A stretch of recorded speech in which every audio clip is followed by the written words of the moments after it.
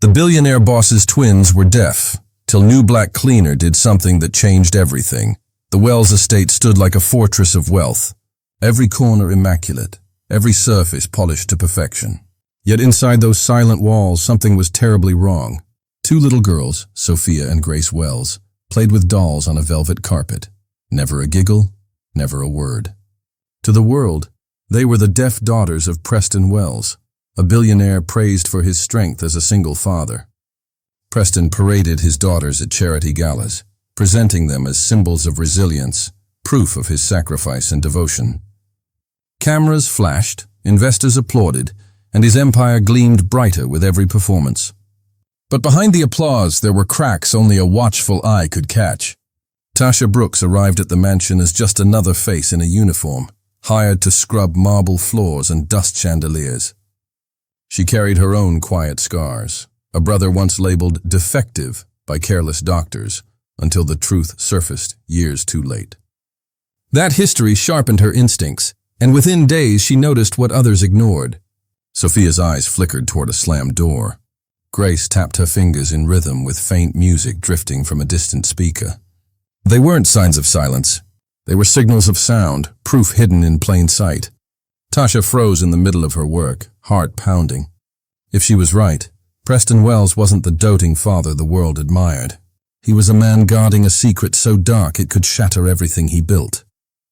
Sophia jerked when a vase toppled in the hall, her shoulders stiff as glass shards scattered across the marble. No one else noticed, but Tasha did. The girl's reaction was too sharp, too immediate, for a child who was supposed to live in silence. Later that same afternoon, Grace sat by the window as faint music drifted from the gardener's radio outside. Her tiny hand began tapping in rhythm, precise and steady, until Preston's footsteps echoed across the foyer. Instantly she froze. The beat stopped as if it had never existed. Tasha's chest tightened. She had seen these signs before. Not in this mansion, but in the dim hospital room where her brother lay as a boy. Doctors had stamped him deaf, convincing her family that hope was useless. Years later, a single test revealed the truth. He had perfect hearing. That mistake had stolen his childhood. Tasha had sworn never again to ignore what her eyes told her. One morning she left a broom resting against the wall and crouched beside Sophia. She whispered softly, barely above a breath, "Can you hear me?" For a split second, Sophia's eyes darted toward hers before she looked down quickly, clutching her doll tighter. It was the smallest response, but it was real. Grace gave her own answer days later. When Tasha dropped a silver spoon intentionally, Grace flinched, head snapping toward the sound. The evidence was undeniable. Still shaken, Tasha confided in her cousin Daniel Ruiz that evening over the phone. She described every detail, the flinches, the tapping, the stolen glances. Daniel listened in silence before finally speaking, his voice low and urgent. "Tasha, listen to me. Do not get involved with Preston Wells. He is not the man people think he is. I have heard stories. People who cross him do not just lose jobs. They lose everything." The warning should have stopped her. Instead, it sharpened her resolve. The next day, Tasha found herself face to face with Preston. He had returned early from a board meeting, his tailored suit immaculate, his smile thin as paper. "How are the girls today?" she asked carefully, keeping her tone light. Preston's eyes narrowed. "They are fine." "Why do you ask?" "I only wondered if there are other specialists who could help them. Sometimes conditions are misdiagnosed." The room froze. Preston's smile disappeared. He stepped closer, lowering his voice. "You are here to clean, Miss Brooks. Nothing more. My daughters are deaf. That is final. Do not concern yourself with matters you cannot begin to understand." His tone was cold steel, but his eyes betrayed something darker, paranoia. Tasha lowered her gaze and returned to polishing the glass table, but inside her heart raced. She'd seen the truth in the twins' eyes. Preston Wells was not just hiding a condition. He was hiding something far more sinister. The change began quietly. One morning, Tasha arrived to find a new caregiver in the nursery, a stern woman with clipped words and watchful eyes. The familiar nanny had been dismissed overnight without explanation. By the end of the week, security cameras had been added to hallways that had once been empty. Preston Wells was tightening his grip, and Tasha felt his shadow in every corner. Her instincts screamed that he suspected her. Yet retreat was no longer an option. The images of Sophia flinching and Grace tapping haunted her every night. If she walked away now, the truth would be buried forever. Tasha began her own careful war. She slipped a small notebook into her apron pocket, recording each response the twins gave to sound. A dropped coin, a soft clap behind their backs, the faint hum of a vacuum. Each time their heads turned, their eyes shifted, their bodies reacted. The evidence grew, piece by piece, like fragile shards forming a dangerous mosaic. One afternoon, as she dusted the grand staircase, her gaze fell on the family portraits that lined the wall, or rather what remained of them. Several frames were missing, leaving pale outlines where sunlight had once marked their place. Only Preston and the twins remained in sight. Her pulse quickened. She waited until the house grew quiet before asking the cook, a weary woman with kind eyes. Were there more portraits here? The cook's voice dropped to a whisper. Yes, there was a woman. Rebecca Lang, the girl's mother. Preston had them all removed years ago. Said she was sick. Dangerous. That night, the puzzle pieces twisted into something darker. A mother erased from memory. Children silenced by lies. Driven by a need she could no longer control, Tasha searched the study when Preston was away. Her hands trembled as she shifted stacks of documents, until a folder slipped free, marked with a hospital's seal. Inside, she found medical reports stamped with the names of Dr. Malik Thompson and Dr. Andre Bennett, prestigious physicians with spotless reputations. Yet the reports were riddled with contradictions. Early examinations suggested the twins had no impairments. Later pages declared total deafness, signed with sweeping strokes and heavy ink. Another file held Rebecca Lang's name, diagnosed with severe delusional disorder, confined to a psychiatric facility after insisting her daughters could hear. Tasha's throat tightened as she read line after line of clinical jargon that smelled more of money than medicine. Her cousin Daniel's warning echoed in her head. He destroys people. Now she understood how. Preston had bribed doctors, silenced a mother, and trapped his daughters in a world of fabricated silence. She closed the file and clutched it against her chest, her breath shallow. If these documents ever reached the right hands, Preston Wells's empire would crumble. But one mistake could cost her more than her job. He was not just a wealthy man. He was a man who had built walls of fear around his secrets. That evening, as she tucked the notebook into her bag, Sophia's small hand brushed against hers. The girl's lips parted as if she wanted to speak, but no sound came. Instead, her eyes filled with silent pleading. Tasha looked back at her, overwhelmed by the weight of what she now knew. These girls were not just trapped by their father's lies. They were victims of a machine fueled by fraud, money, and obsession. Every instinct told her to run, but every beat of her heart told her she could not. If she stayed, she risked everything. If she left, the girls would lose their only chance at freedom. The rain poured over the city that night, washing the streets in silver streaks. Inside the Wells estate, luxury and silence pressed down like a weight. But far away, behind locked gates and high walls, another truth waited. Tasha Brooks stood outside the cold, gray institution where whispers said Rebecca Lang had been hidden. Her hands trembled as she signed her name in the visitor's book, the pen scratching louder than her heartbeat. A nurse led her down sterile halls, past doors that clicked shut like secrets refusing to be told. When they reached the last room, the nurse's eyes dropped to the floor before unlocking it. Rebecca Lang sat slumped in a chair, thin and pale, her eyes dulled by heavy medication. At first, she barely stirred, but when Tasha gently whispered the names Sophia and Grace, something sparked. Rebecca lifted her head, tears brimming. "They can hear," she whispered hoarsely. "My daughters can hear everything. Please do not let him erase them." Her voice broke, but her conviction cut through the fog of drugs. Tasha reached for her hand, feeling both weakness and fierce motherly strength pulsing beneath her skin. That moment sealed Tasha's choice. She could no longer stay silent. The next day, she found Daniel Ruiz waiting in their usual quiet cafe. His face tightened the moment she told him what she had seen. "Rebecca is alive." He locked her away to keep her quiet. "Daniel, she begged me to protect her girls." Daniel leaned back, shaking his head. "Tasha, this is bigger than you think. Preston Wells does not just silence people, he buries them. If you go against him, he will destroy you." But Tasha's voice carried a fire he had never seen in her before. I already lost my brother because no one spoke up. I am not losing those girls too. Daniel exhaled slowly, then nodded. If we are doing this, we do it smart. We need proof he cannot deny.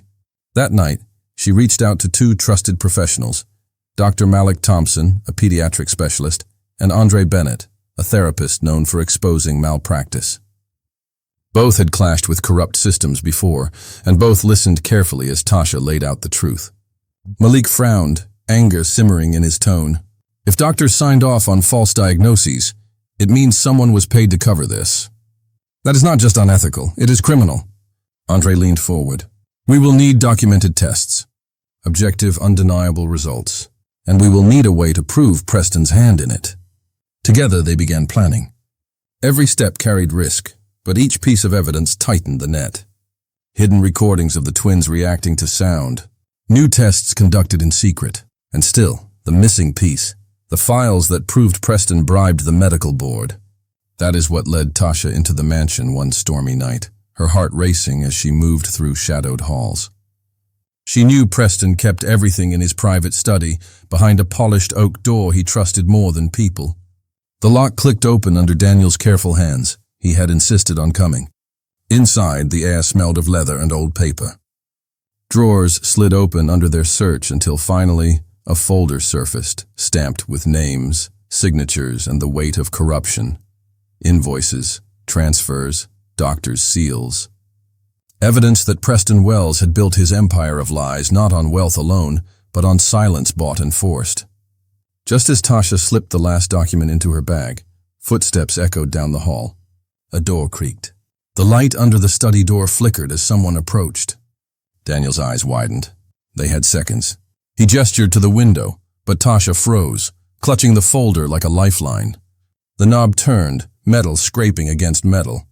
Her breath caught, every nerve screaming. Then, as if the storm outside answered her prayer, thunder cracked, shaking the house. The guard cursed and stepped away, muttering into his radio. The danger passed, but the message was clear. Preston was watching. The walls were closing in. As they slipped back into the night, the rain soaking their clothes, Tasha whispered to herself, "The truth is ready to speak, louder than Preston can silence." The Wells mansion had hosted countless meetings before, lavish dinners, press conferences, shareholder briefings. But on this day, the air inside carried a different weight. The chandeliers glowed, the polished marble floor reflected tension, and the long table stood ready for a conversation no one could predict. Preston Wells entered first, flanked by two advisors. His tailored suit, sharp as a blade, carried an arrogance that filled the room before he even spoke. Tasha Brooks was already waiting, her uniform pressed, her eyes steady. Beside her sat Dr. Malik Thompson and Andre Bennett, their folders stacked like weapons of truth. Preston smirked as he adjusted his cufflinks. "This is supposed to be a staff review. Why do I see doctors here? What exactly are you trying to pull, Miss Brooks?" Tasha met his gaze without flinching. "We are here to talk about your daughters, Mr. Wells, and about the truth you have hidden for years." The room froze. Even the advisors shifted uncomfortably. Preston's jaw tightened, but he waved a hand as if brushing away a fly. "My daughter's condition has been documented by the best professionals in the country. They are deaf. End of discussion." Malik slid a report across the table. His voice was calm, firm. "With respect, Mr. Wells, this is not true. We conducted independent evaluations. Both Sophia and Grace have full hearing ability. Their responses are clear, consistent, and undeniable." Preston's hand clenched around the armrest, his knuckles white. "This is absurd. You dare question the files signed by medical authorities?" Andre leaned forward, his voice steady. "Authorities you bribed. We have records of transactions, falsified reports, and statements from staff who saw you pressure physicians. It is all here." Preston's smirk cracked, his eyes darting toward the folders. But before he could speak, a sound filled the air that shattered the silence. "Daddy?" Everyone turned. Sophia Wells stood at the doorway, her small hand clutching a doll. Her lips had moved, her voice soft but clear. Grace followed behind her, looking at the adults nervously. Then she whispered, "We can hear." The room fell into stunned silence. Even Preston's advisors lowered their heads, disbelief etched into their faces. Sophia took another step forward. Why did you say we could not? Grace's eyes searched for comfort, and then she saw Tasha. In a moment that pierced through every lie, both girls rushed into her arms. Tears burned Tasha's eyes, but she held them, her heart breaking for all they had endured. And then the doors opened again. Nurses wheeled in Rebecca Lang, her frame weak but her spirit unbroken. Her eyes locked on her daughters, and her voice cracked through years of silence. Sophia, Grace. The girls froze, then turned. The recognition was instant, raw, unstoppable.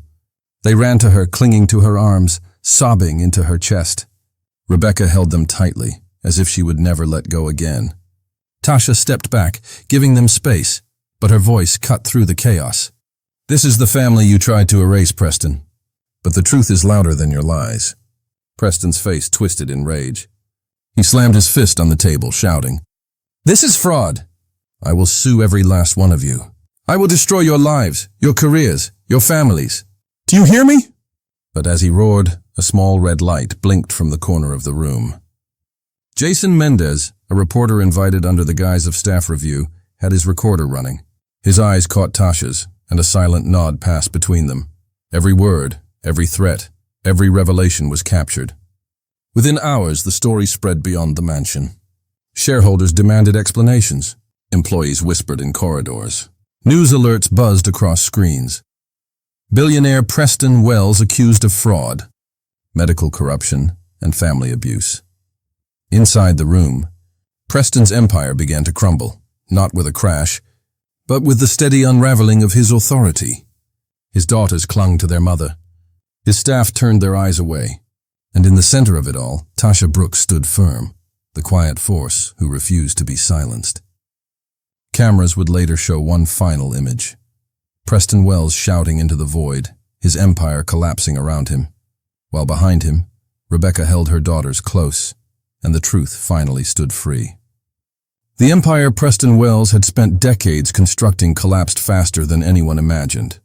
Once hailed as a genius CEO, he was now dragged from his mansion in handcuffs, cameras flashing in the night. The world watched the billionaire's fall in disbelief, reporters shouting questions as federal agents escorted him into custody. Fraud, medical corruption, and abuse charges filled the headlines. The man who had controlled every narrative could no longer control his own. Courts moved swiftly. Evidence gathered by Tasha Brooks, Malik Thompson, Andre Bennett, and Jason Mendez painted a picture too clear to ignore. Preston's name vanished from the boards of his companies, his accounts frozen, his fortune gutted. Investors fled, charities cut ties, and his reputation turned to ash. But in another corner of the world, life was beginning again. Rebecca Lang was granted full custody of Sophia and Grace. Gone were the sterile halls and scripted silence. With therapy and freedom, the twins began to blossom. Sophia learned to sing softly to herself in the mornings. Grace took piano lessons, her fingers dancing with joy across the keys. Their laughter echoed in every room, proof that silence had never been their destiny. Malik and Andre did not stop at exposing Preston. They stood before congressional hearings, their voices carrying the weight of truth. They pushed for strict reforms in medical accountability, laws ensuring no parent could bribe or bully professionals into fabricating diagnoses. Their work sparked a national conversation, a ripple effect reaching hospitals and universities across the country. Jason Mendez released his expose, a series of articles that spread like wildfire. His recordings from that fateful confrontation became viral clips, shared millions of times. The public's outrage grew into pressure, and that pressure turned into change. For the first time, people began to question not only Preston's crimes, but the system that allowed him to manipulate it for so long. And at the heart of it all stood Tasha Brooks. She was no longer simply a cleaning lady who blended into the background of wealthy halls. She became a voice for families silenced by corruption. With the support of Daniel Ruiz and Rebecca, she wrote a book detailing her journey. An ordinary woman who had uncovered extraordinary lies. That book became the seed for a foundation, dedicated to helping families fight misdiagnosis and medical abuse. Thousands found hope where there had once been despair. Tasha never sought recognition, but it came nonetheless. Interviews, awards, invitations to speak. Still, She returned home each night to something far greater than praise. The knowledge that two little girls now laughed freely, their lives no longer chained by lies. The final chapter of Preston's story was written not in boardrooms, but in living rooms filled with warmth, music, and freedom. His name faded into infamy, while the names of Sophia, Grace, Rebecca, and Tasha became symbols of resilience and truth. Preston Wells built an empire of lies, but all it took was one woman with courage to make the world listen. The screen faded to black, replaced by the sound of Sophia and Grace's laughter, pure, unrestrained, filling the world at last. Preston's silence replaced by the twins' laughter. Tasha elevated from invisibility to heroism,